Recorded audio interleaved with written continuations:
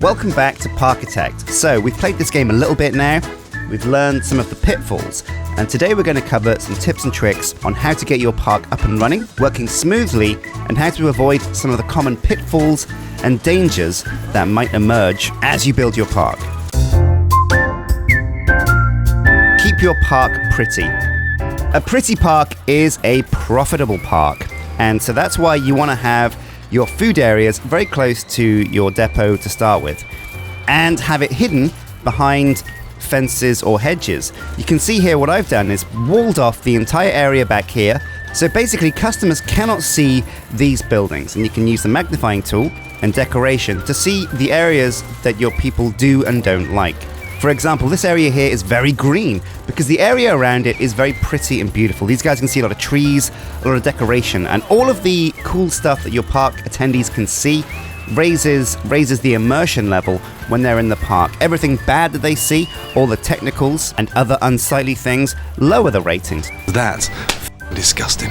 One thing that's fairly unavoidable is toilets. People do need to go to the bathroom, and bathrooms do ruin immersion. As you can see here, the pinkness means it's a utility building, but it's a necessary evil. So you'll have to mitigate this as much as possible by perhaps hiding the toilets. I've set them back a little bit from the main path, but you can see, mostly green and yellows, people are generally quite immersed in the park. But a pretty park is a park you can charge more for. Customers are going to be more happy to come through your gates if they're more immersed, and they will pay more while they're in the park and to get into the park.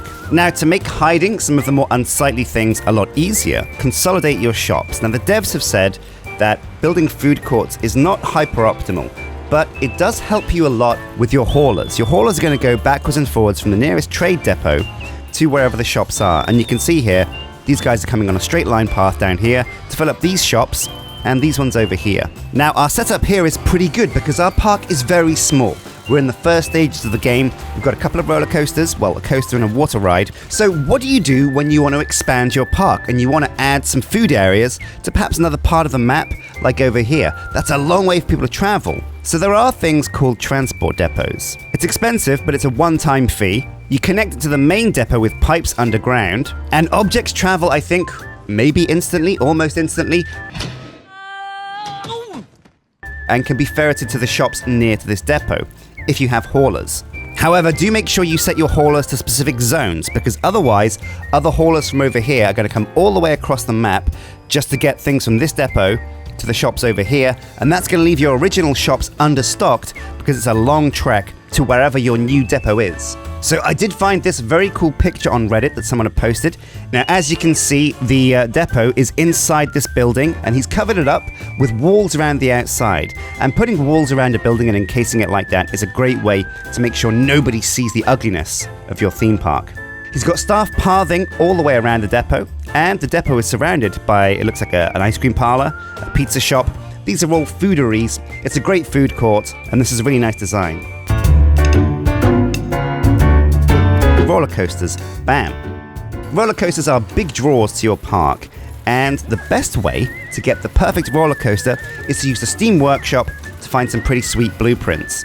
So there's some very cool stuff on the Parkitect Workshop. The game's been out for a while now, actually only about a month, maybe a month and a couple of weeks, but already people have made a lot of content for it. The most popular things are, check this out, Head Rush. Very compact, easy to place, really cheap, good capacity for its type, and it will earn you lots of money.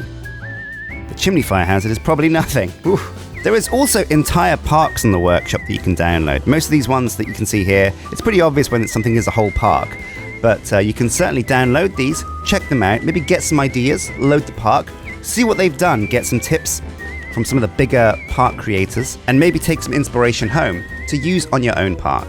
Now, if you've watched my videos, you'll know that we built Ronin's Revenge, and it was a massive failure. This ride is way too fast. It's not that exciting, but it is very nauseating. People still go on it, and it is a good money spinner because you spent a lot of time making it a more pleasant experience. However, it's still definitely not peak, and it's definitely not hyper efficient. So I spoke to Tom, who's played a fair bit of Parkitect, about this one, and he agrees that blueprint roller coasters do feel a little bit cheaty. But as you can see here in my blueprints creation section, there are certainly some very, very cool pre-made rides. For example, look at this one. 60 grand for this, the Terror of Crocodile.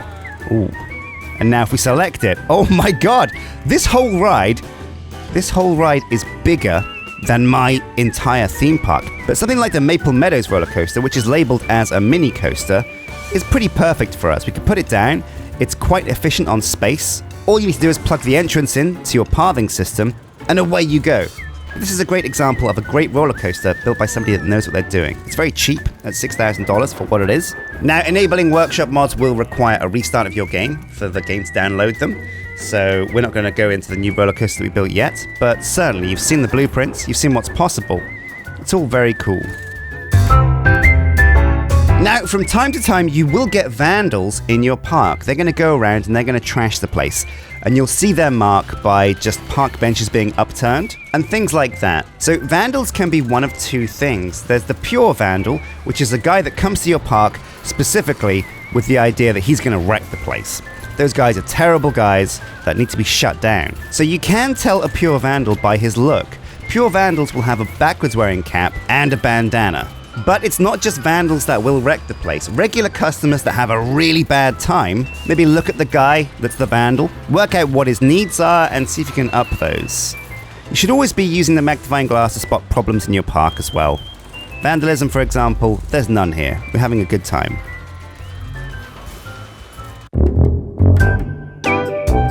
So you can replace the default fencing that comes with rides. You think the carousel, when you put it down, you have these kind of horrible steel grates. And while that seems like, well, it's part of the carousel, I can't change that. Guess what? You actually can. You can't actually delete the fence that's there, but if you put some hedge over it, the fence will vanish. And that is a great way to just improve the decoration of a park. Boom. Love these hedges. Now, one thing you want to be very careful of is the length of a queue. When a ride is very popular, you get a really long queue. And this guy that started in line here is going to slowly get more and more unhappy. His thirst is going to go up, his hunger is going to go up, you can see there. He's getting more tired and he's getting less happy because he's waiting in a queue. Nobody wants to wait in a queue. So you want to try and keep the queue time a little bit further down. But sometimes people don't know what they want, and you need to tell them what they want. And this guy needs to be told that if the queue's too long, he doesn't want to wait in line, he's just going to get unhappy. Why don't you go and check out a different ride? One thing that's lucky though is Ronan's Revenge is never that popular. Ronan's Revenge is the tale of a failed roller coaster, but it was our first roller coaster, so the fact that people even want to ride it is, I think, a success. With the queue thing in mind and the fact that people spend time on rides to think about, you have to remember that some rides actually take a long time. The Ferris wheel, which I think we have access to now, people spend a lot of time on this ride. And while they're on the ride, they are again getting hungrier and thirstier. So make sure that when people come off this ride, they have access to toilets, food, and drink.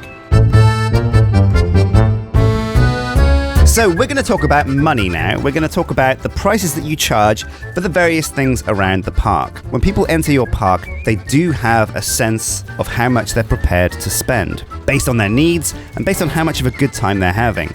So what you want to do is you want to up the immersion rating in your park so that people are very happy and immersed. And as you can see, our happiness rating is very high, and so is our immersion. Next up, you want to check out their thoughts. So we know how happy people are. The scenery here is amazing, apparently. Good. I'm glad you like it, pal. But if you scroll down here, you'll see, and you can make this bigger because it's quite a small window, you can see that people think there's some really good value for money here. And what that doesn't mean is that the soft drinks are worth the money. That means I would pay more for soft drinks. And just these small increments over time will have massive repercussions on our profit.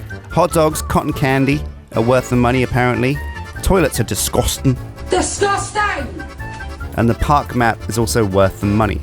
And just by keeping on top of things and finding out where people's price point is, you can make a lot more money and bleed your customers dry of all of their cash reserves. So we've made some small improvements and we've gone over some tips and tricks about how to get your park super streamlined. But by all means, I don't know everything, and things are changing with the game quite frequently. We're already in version 1.2 of the game, devs are working hard on it, and it shows. This game is a sweet game, it's really fun.